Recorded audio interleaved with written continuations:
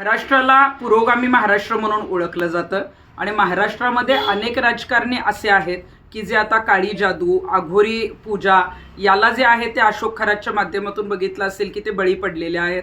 आणि आता रोहित पवारांनी जे ट्विट केलेलं आहे तर मला त्या ट्विट संदर्भात जेव्हा माहिती मिळाली की अजितदादा पवार यांचा जो फोटो आहे त्याला कुठेतरी जी आहे ती काळी फुली करण्यात आलेली होती. म्हणजे अजितदादांना मारण्याचा डाव होता.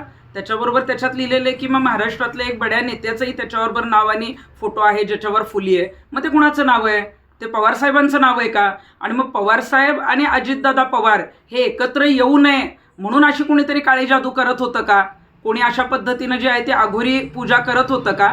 याचा तपास होणं गरजेचं आहे. आणि ती त्यांची जवळचीच लोक होती आणि आता ज्यांची चौकशी सुरू आहे खरातच्या प्रकरणात, त्यामुळे आपल्याला माहिती की राष्ट्रवादीशी संबंधित असलेल्या महिला नेत्या कोण आहेत आणि जे आहेत ते त्यातले जे पुरुष नेते जे आहेत ते कोण आहेत. त्यामुळे मग या सगळ्यांनीच अशा पद्धतीनं दादा असतील किंवा इतर नेते असतील त्यांना संपवण्यासाठी किंवा त्यांच्यावर अशा पद्धतीनं काहीतरी चुकीचं करावं यासाठी काही केलं होतं का याचा तपास आता SITने करणं गरजेचं आहे. कारण दादा जे आहेत ते स्पष्ट वक्ते होते, जे अशा अंधश्रद्धांना कधीही ते बळी पडले नाहीत आणि त्यांच्यावरच जर अशी अघोरी पूजा कोणी करत असेल तर या सगळ्यांना जे आहे ते ताबडतोब ताब्यात घेणं गरजेचं आहे.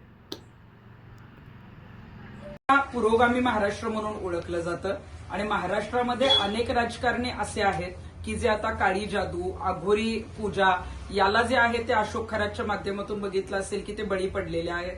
आणि आता रोहित पवारांनी जे ट्विट केलेलं आहे तर मला त्या ट्विट संदर्भात जेव्हा माहिती मिळाली की अजितदादा पवार यांचा जो फोटो आहे त्याला कुठेतरी जी आहे ती काळी फुली करण्यात आलेली होती. म्हणजे अजितदादांना मारण्याचा डाव होता.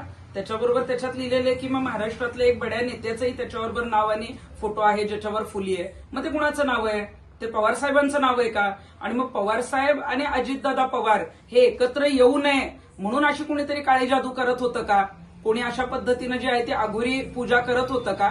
याचा तपास होणं गरजेचं आहे. आणि ती त्यांची जवळचीच लोक होती आणि आता ज्यांची चौकशी सुरू आहे खरातच्या प्रकरणात, त्यामुळे आपल्याला माहिती की राष्ट्रवादीशी संबंधित असलेल्या महिला नेत्या कोण आहेत आणि जे आहेत ते त्यातले जे पुरुष नेते जे आहेत ते कोण आहेत. त्यामुळे मग या सगळ्यांनीच अशा पद्धतीनं दादा असतील किंवा इतर नेते असतील त्यांना संपवण्यासाठी किंवा त्यांच्यावर अशा पद्धतीनं काहीतरी चुकीचं करावं यासाठी काही केलं होतं का याचा तपास आता SITने करणं गरजेचं आहे. कारण दादा जे आहेत ते स्पष्ट वक्ते होते, जे अशा अंधश्रद्धांना कधीही ते बळी पडले नाहीत आणि त्यांच्यावरच जर अशी अघोरी पूजा कोणी करत असेल तर या सगळ्यांना जे आहे ते ताबडतोब ताब्यात घेणं गरजेचं आहे.